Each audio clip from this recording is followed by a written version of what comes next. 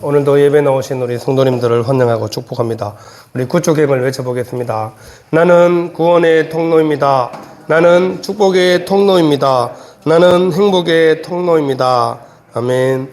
이 세 가지 통로로 한간 지역에서 살아갈 수 있기를 바랍니다. 옆에 사람과도 인사하겠습니다. 참 잘 오셨습니다. 옆에 앉아주셔서 감사합니다. 칭찬도 한마디씩 해주세요. 칭찬하기. 지금은 칭찬하는 시간입니다. 네, 감사합니다. 네, 감사합니다. 우리가 이 일주일 동안 또 바쁜 일상 속에 살아가다가 또 주일날 이렇게 한 자리에 모여서 같이 얼굴 보고 예배 드리는 공동체가 여러분 이 세상에 지구상에 유일하게 교회뿐입니다. 여러분 동창회 매주 만나세요? 여러분 친척들 매주 만나세요? 아니면 가족들, 자녀들 매주 만나는 자녀들 없잖아요. 자녀들도 우리 대원이도 집일 잘 안 와요. 매주 못 봐요. 학교에서 자기도 바쁘고 대구 보러 간다 해도 오지 마라 그래 바쁘다고. 그런 상황인데 우리는 매주 일주일 이렇게 얼굴 보고 같이 예배 드리고 앉아서 함께 이렇게 보내는 시간들이 얼마나 귀한지 모릅니다. 오늘 다시 이제 출애굽기로 돌아왔습니다. 이 모세가 바로에게 찾아가서 내 백성들을 보내달라 얘기하는데 계속 하나님께서 바로의 마음을 완강하게 만드신다고 말씀하고 계시죠. 이 바로의 마음이 완강하다는 것은 마음이 아예 굳어서 딱딱해져 가지고 이 모세와 아론의 말이 전혀 귀에 들어가지 않는다는 것을 말씀하고 있습니다. 하나님께서 어떠한 분이신지를 애굽 땅에 그리고 이스라엘 백성들도 알게 하기 위해서 하나님께서 계속 모세와 아론을 통하여서 말씀하고 계십니다. 여러분 하나님의 영향력이 얼마나 많이 그리고 얼마나 어디까지 미칠까요? 하나님의 영향력이 오늘 애굽에 하나님의 영향력이 얼마나 지대한지를 다시 한번 확인시켜 주고 있습니다. 우리는 이 땅에서 살아가는 모든 삶의 자리 항상 하나님의 통치 아래 있음을 확신하고 살아가는 사람들이죠. 그러면 우리만 예수님을 믿고 살아가는 하나님만 믿고 살아가는 우리만 하나님의 이 통치 아래 있냐? 그게 아니라는 거죠. 하나님은 이 세상의 모든 것을 다 다스리고 통치하고 계시는 하나님이심을 말씀하고 계십니다. 오늘 애굽에 10가지 재앙을 내리시는 이유도 하나님은 이스라엘의 하나님뿐만 아니라 온 세상의 하나님이심을 보여주고 또 보여주시기를 원하시기 때문에 이 바로와 모세를 통하여서 바로 왕이 계속해서 말씀을 하고 있는 겁니다. 바로에는 계속해서 완강하게 거부를 하고 있죠. 그래서 이제 드디어 첫 번째 재앙이 오늘 본문에 시작되고 있습니다. 여러분 우리가 잘 아는 대로 이 나일강은 4대 문명의 발상지이기도 합니다. 고대 문명의 발상지가 다 강을 중심으로 발달되었죠. 티그리스 유프라테스 강, 나일강, 또 하나는 어디죠? 양저강. 맞죠? 이렇게 4대 문명이 발달된 이 지역들이 다 강을 중심으로 발달되어 있는데 특히 이 나일강은 세계에서 제일 긴 강이라고 합니다. 그래서 찾아보니까 길이가 거의 6,690km. 우리나라 전체 길이가 몇 킬로인지 혹시 아시나요? 저도 안 찾아봤는데 하여튼 이 나일강의 길이가 6,690km나 됩니다. 엄청나게 긴 이 나일강은 이 이집트뿐만 아니라 그 많은 주위의 모든 지역에 귀한 물을 공급해주는 근원이죠. 그리고 이 나일강을 통해서 애굽은 엄청난 풍요와 부를 누리고 살아가는 그런 나라였습니다. 그리고 또 나일강의 풍요를 통하여서 나일강을 다스리는 신도 있다고 이렇게 말하고 있습니다. 그 신의 이름이 크눔신과 하피신이라는 두 신입니다. 제가 요즘 여러분 AI가 얼마나 좋은지 몰라요. AI에게 제가 이 크눔신과 하피신을 이미지로 좀 만들어 달라 했더만 이렇게 만들어 줬습니다. 가브리엘 넘겨줘 봐봐. 네, 이렇게 왼쪽에 있는 이 신이 크눔신, 오른쪽이 하피신입니다. 나일강을 관장하는 염소머리에 이렇게 신이죠.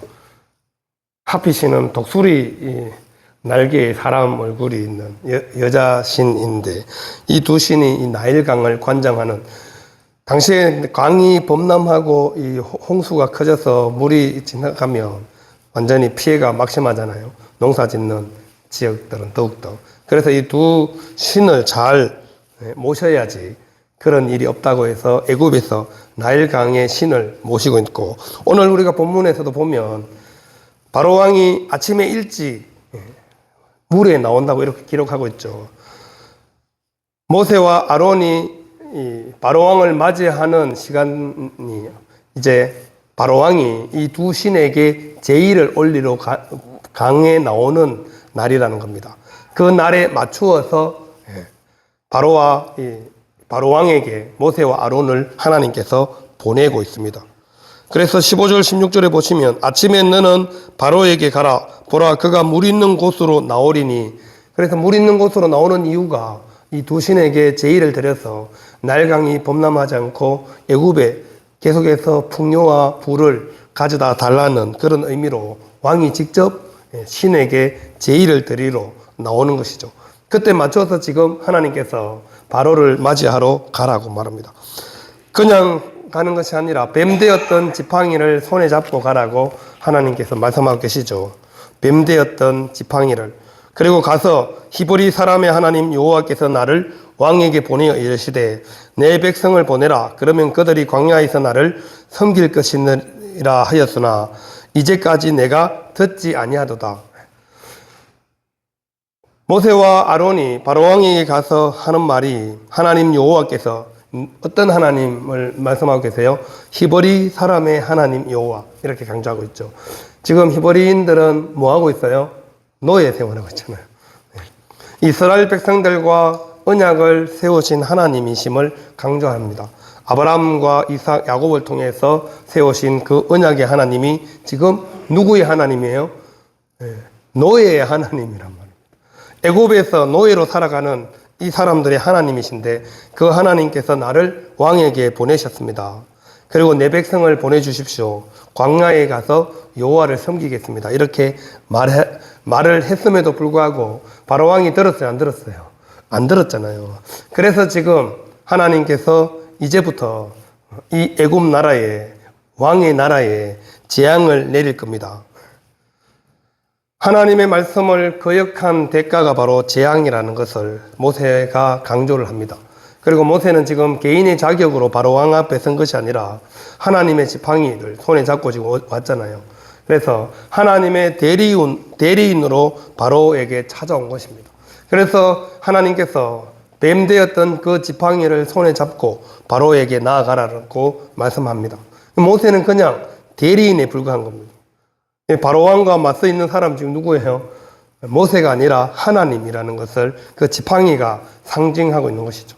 그래서 뱀되었던 지팡이를 가지고 바로 왕 앞에 가서 하나님의 말씀을 그대로 전하라는 것입니다. 하나님의 말씀을 거역하고 불순종하면 비록 애굽의 왕이라 할지라도 재앙을 피할 수 없다는 것을 보여주고 있는 것이죠. 아무리 대애굽의 왕이라 할지라도, 그리고 대애굽의 나라라 할지라도 하나님의 말씀을 거역하고 불순종한 대가는 뭐라고요? 하나님의 심판, 그것뿐이라는 것을 하나님께서 10가지 재앙을 통해서 분명하게 말씀하고 있는 것입니다. 하나님의 심판을 피할 사람이 이 땅에 존재하지 않는다는 것을 강조하는 것이죠. 애굽의 왕, 당시 애굽 왕은 제가 말씀드렸죠. 현재 미국보다 더 강력한, 칼도 제대로 없는 시대에 이 전차 부대가 있었다니까요. 전차. 요즘 말하면 탱크 부대잖아요. 뭐 싸우면 안 되죠. 그러니까 강력한 이 군대와 나라로 영향을 끼친 애굽 왕이 얼마나 대단한 권력과 힘이 있겠어요. 그런 애굽 왕조차도 하나님의 말씀 그리고 하나님의 명령을 거역하면 하나님의 심판을 면할 수가 없다는 것을 하나님께서 분명하게 보여주고 있는 것입니다. 그래서 하나님께서는 모세에게 손에 지팡이로 나일강을 치면 그것이 피로 변하게 된다. 그리고 피로 변한 물을 애굽 사람들이 마시기를 싫어할 것이다. 이렇게까지 말씀하고 있죠. 여러분, 피는 피로서 역할을 해야 되고 물은 물의 역할을 해야지. 강물이 다 피로 변하면 어떻게 되겠어요? 그래서 고기가 죽고 악취가 나게 된다. 이렇게 말씀하고 있죠. 그러니까 당연히 애굽 사람들이 그 물 마시기를 싫어할 수밖에 없죠. 누가 피를 마시는 걸 좋아하겠어요? 녹용도 아니고, 그죠? 녹용도 뭐 계속 마실 수 없잖아요. 한번 그것도 억지로 몸에 좋다니까 마시는 거지. 근데 그 강물이 다 피로 변해서, 강물만이 아닙니다. 19절에 보시면 여호와께서 또 모세에게 이르시되 아론에게 명령하기를 내 지팡이를 잡고 내 팔을 애굽의 물들과 강들과 운하와 목과 모든 호수 위에 내밀라 하라. 그것들이 피가 되리니 애굽 온 땅과 나무 그릇과 돌 그릇 안에 모두 피가 있으리라. 그릇이라는 그릇은, 그리고 물을 담을 수 있는 모든 웅덩이, 호수, 할 것 없이 날강물은 물론이고 물은 다 피로 변하게 된다는 겁니다. 그러니까 이 애굽 땅에서 애굽 사람들이 물을 구할 수 없게 만드시겠다는 겁니다. 우리 사람에게 물이 얼마나 중요한지 아시죠, 여러분? 물이 한 3일만 안 나오면 아마 난리가 날걸요. 상수도 사업소가 아마 폭발될지도 모릅니다. 우리가 하루라도 물을 사용하지 않으면 정말 살 수 없는 그런 상황이잖아요. 우리 몸의 70%도 물이죠. 당연히 과수도 물이 필요하죠. 물을 공급하지 않으면 과수도 제대로 되지 않습니다. 식물은 다 말라 죽습니다. 그죠? 그런 상황에서 지금 물이 뭘로 변했어요? 피로 변했어요. 피도 중요합니다. 우리 몸에 피가 없으면 당연히 죽습니다. 근데 몸에 있는 피가 피 역할만 해야지. 물이 다 피로 변하면 피로 우리 몸을 씻을 수는 없잖아요. 피를 계속 마실 수는 없잖아요. 그런 상황을 하나님께서 지금 만들고 있는 겁니다. 그래서 이 애굽에서 가장 중요하게 여기는 생명과 직결되죠. 여러분, 피와 물이 다 생명과 직결되는데 그 생명과 직결되는 것이 누구의 손에 달렸다고요? 하나님 손에 달렸다. 이것을 하나님께서 보여주는 겁니다. 우리 일상에서 가장 중요하고 필요한 물, 그것을 하나님께서 애굽에서 못 쓰게 지금 첫 번째로 강력하게 본때를 보여주는 겁니다. 그냥 까불면 맞아 이렇게 툭 치는 게 아니라 까불면 죽어 강력하게 때린 겁니다. 이게 바로 하나님께서 물을 피로 만든 거죠. 이 생활에 완전 일상이 일상이 지금 되지 않는 겁니다, 여러분. 그럼 생각을 해보세요. 그 기간이 얼마였다고 25절에 기록되어 있어요. 1회 동안 있잖아요. 7일 동안. 7일 동안 애굽의 물이라고 하는 물은 찾아볼 수, 강물 옆에 땅을 팠는데 구했어요? 못 구했어요? 못 구했습니다. 땅 파봤자 뭐가 나와요? 피가 나오죠. 왜냐하면 모든 물은 다 피로 변했으니. 그러니 이 나일강이 항상 풍요와 이 부를 상징했는데 지금 이 물이 피로 변했으니 애굽인들의 절망과 그것은 정말 우리가 상상하기도 어려울 정도이죠. 그리고 사람들이 어떻게 생각했겠어요? 자기들이 그렇게 열심히 섬겼던 신들이 지금 힘을 발휘해요, 못해요? 이 신들이 힘이 있으면 강물이 피로 바뀌었으니까 다시 물로 바꿔주면 되잖아요. 신이니까. 그 정도는 해야죠. 신이죠. 근데 지금 아무 일도 하지 못한다는 것을 분명하게 보여주고 있습니다. 20절에 보시면 모세와 아론이 여호와께서 명령하신 대로 행하여 바로와 그의 신하의 목전에서 지팡이를 들어 나일강을 치니 그 물이 다 피로 변하고 바로 왕과 신하의 목전에서 지팡이를 들어 나일강을 치니까 그 물이 다 피로 변했습니다. 이 목전에서 행했다는 것은 이 바로 왕과 신하들이 이 모세와 아론을 열심히 주목하고 있었다는 겁니다. 모세와 아론에게서 눈을 떼지 않았음을 말씀해 주고 있는 거죠. 왜냐하면 지팡이가 뱀이 되는 걸 한번 경험했잖아요. 그죠? 바로 왕과 신하들이 이 나무 지팡이가 갑자기 살아있는 뱀으로 바뀌는 걸 한번 경험했잖아요. 그래서 지금 강물을 피로 바꾼다니까 신하들 생각에는 설마 물이 진짜로 피로 되겠나 이런 생각을 했을지도 모르죠. 그래서 열심히 지켜보고 있었는데 어떻게 됐어요? 물이 다 피로 변했다 이렇게 기록하고 있죠. 물이 피로 바뀌었습니다. 치는 순간 다 물이 그냥 뭐 피로. 바로와 신하들은 처음 겪는 재앙으로 상당히 아마 당황했겠죠. 하지만 금세 바로는 마음을 다시 완강하게 바뀝니다. 그 이유가 22절에 나와 있습니다. 애굽 요술사들도 자기들의 요술로 그와 같이 행함으로 바로의 마음이 완악하여 그들의 말을 듣지 아니하니 여호와의 말씀과 같더라. 모세와 아론의 지팡이가 뱀이 됐을 때도 요술사들이 지팡이니까 뭐가 됐어요? 뱀으로 만들었죠. 이 마술로 잠깐 흉내내고 따라 했습니다. 그런데 이 물을 피로 바꾸는 것도 마술사들이 어떻게 했는지 모르지만 따라 합니다. 그러니까 마술사들도 할 수 있네 이러면서 바로가 그냥 개의치 않는 거죠. 크게 의미를 부여하지 않는 겁니다. 여러분, 백성들은 물이 없어서 지금 죽을 지경인데 왕은 전혀 귀담아 들을 생각을 하지 않고 있습니다. 하나님의 권능을 보고도 그 마음이 완악해져서 하나님의 능력을 지금 무시해 버리는 거죠. 이 바로는 아예 관심도 가지지 않고 그냥 자기 궁으로 들어가 버리게 되는 거죠. 바로의 마음이 완악하여 그들의 말을 듣지 아니하였다. 여러분, 마음이 완악해지면 아무리 보여주고 말해도 절대 귀담아 듣지 않습니다. 하나님이 말씀하시는데도 불구하고 그 말을 귀담아 듣지 않고 아예 관심도 가지려고 하지 않는다는 거죠. 강물에 살던 고기가 다 죽었습니다. 악취가 납니다. 그리고 백성들이 마실 물이 없습니다. 그러면 최소한 지도자, 왕이면 어떻게 해결할지 고민은 해야죠. 전혀 고민도 관심도 하지 않고 그냥 우리 마술사들도 하는 일을 여호와 하나님이 한다고 별반 다르지 않다고 생각하는 거죠. 왜 자기들 마술사도 요술사도 똑같이 물을 피로 만드는 것을 보니까 아예 신경을 안 쓰는 거죠. 우리는 우리가 아끼는 것들이 악취를 풍기는 것으로 변하지 않을까 두려워해야 합니다. 우리가 아끼는 것들이 악취가 나는 것으로 변화되지 않을까 두려워해야 한다는 거죠.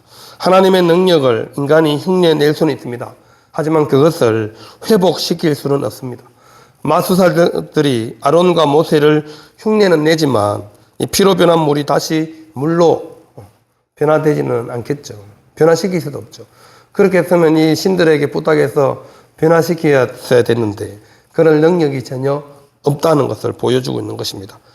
하나님은 애굽에 엄청난 고통을 주었습니다. 이로 인해서 애굽 사람들은 자신들이 믿던 신들 그리고 자신들이 섬겼던 우상들이 정말 무능력하다는 것을 확실히 알게 되었을 겁니다. 이제 시작이긴 하지만 7일 동안 엄청난 고통 속에서 살아야 했잖아요. 하나님의 심판은 강력하고 철저하게 이루어진다는 것을 분명하게 보여주고 있습니다. 물이 귀한데 그 물을 7일 동안이나 마시지도 씻지도 아무것도 할 수 없던 애굽 사람들 얼마나 심각했을까요? 그냥 포기하고 망연자실에 있을지도 모릅니다. 자신들의 이제는 망하겠다 이런 생각을 한 사람들도 아마 있었겠죠. 자신들의 신이 얼마나 무능한지를 확인한 순간이 되었을 겁니다. 나의 강에 식수를 쓸 수 없게 만들어 버리신 하나님의 능력을 다시 한번 확인하는 거죠. 하지만 바로가 보여준 모습은 전혀 이 왕으로서 권위 있는 모습도 백성들을 아끼는 마음도 전혀 없고 그냥 이기적이고 독선적인 그런 모습입니다. 우리 마술사도 하는 일을 바로 그 앞에서 모세와 아론도 하니까 그냥 별로 신경 쓰지 않고 내버려 두는 모습이죠. 우리의 마음도 바로같이 그런 마음, 완악한 마음이 없는지 우리가 잘 살펴봐야 합니다. 완악한 마음이 생기면 어떠한 하나님의 말씀을 전해주어도 전혀 우리가 귀 기울여 듣지 않기 때문에 그렇죠. 불순종의 대가는 하나님의 재앙을, 하나님의 심판을 피할 수 없기 때문에 그렇습니다. 옳은 줄 알면서도 바로와 같은 완악한 마음 때문에 순종을 회피하면 그것이 바로 하나님을 거역하는 행위이기 때문에 그렇습니다. 하나님 앞에서 우리가 자존심을 지키는 것보다 말씀을 지키는 것이 더 중요합니다. 하나님 앞에서 우리의 자존심을 내세워봤자 아무런 소용이 없다는 거죠. 하나님의 말씀에 순종하는 것을 하나님은 더 기뻐하시기 때문에 그렇습니다.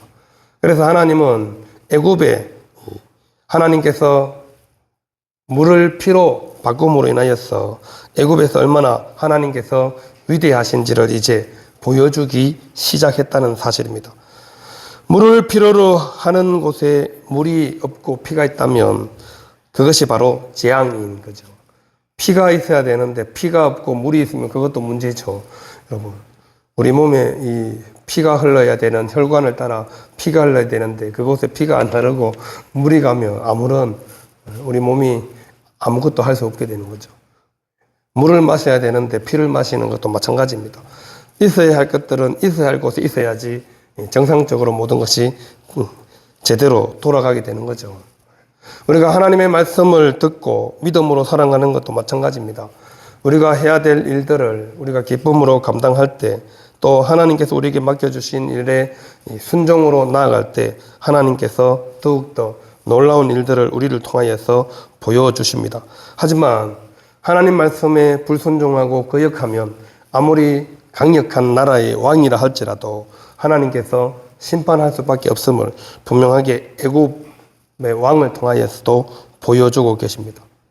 하나님은 하나님이 어떤 분이신가를 애굽에 확실하게 보여주기를 원하시기 때문에 계속해서 애굽 왕 바로의 마음을 완악하게 만드시고 애굽의 사람들이 섬기는 모든 우상들, 신들이 얼마나 허무한 신인지, 인간이 만들어 놓은 신에 불과한지를 분명하게 확인시켜 주는 겁니다. 그래서 우리는 이 땅을 살아가는 동안 유일하게 우리가 믿고 의지하는 분이 여호와 하나님밖에 없음을 분명하게 믿고 확신하며 살아갈 수 있기를 바랍니다.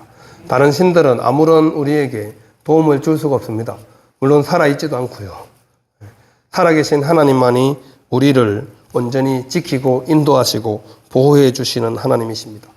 그래서 우리 주님께서 하나님의 은혜의 보좌 앞으로 담대히 나아갈 수 있도록 십자가로 모든 길을 열어주셨습니다. 그래서 우리는 그 주님을 의지함으로 하나님의 은혜의 보좌 앞에 담대히 나올 수 있고, 또 그 은혜와 힘으로 우리는 오늘도 믿음으로 살아가는 것이죠.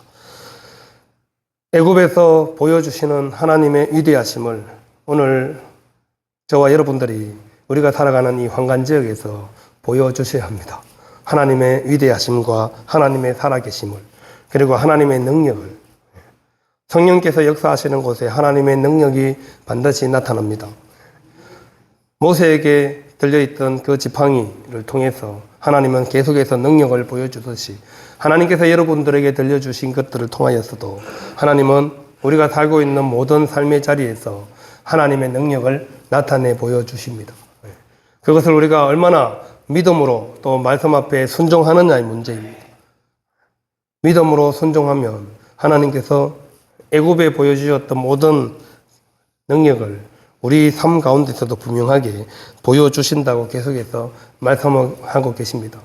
왜냐하면 애굽에 재앙을 내리신 하나님이 우리가 지금 믿고 고백하는 하나님과 동일하신 분이시거든요. 다른 하나님이 아니시라 똑같은 하나님이시기 때문에 그렇습니다. 과거에도 역사하셨는데 지금은 왜 역사를 못하실까요?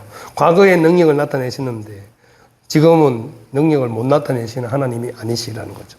그래서 어제나 오늘이나 변함없이 똑같은 하나님께서 지금도 우리에게 동일하게 하나님을 믿고 하나님의 능력을 나타내며 살아가기를 원하시고 계십니다.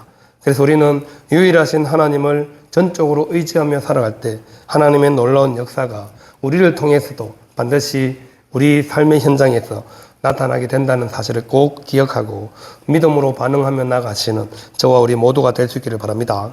기도하겠습니다.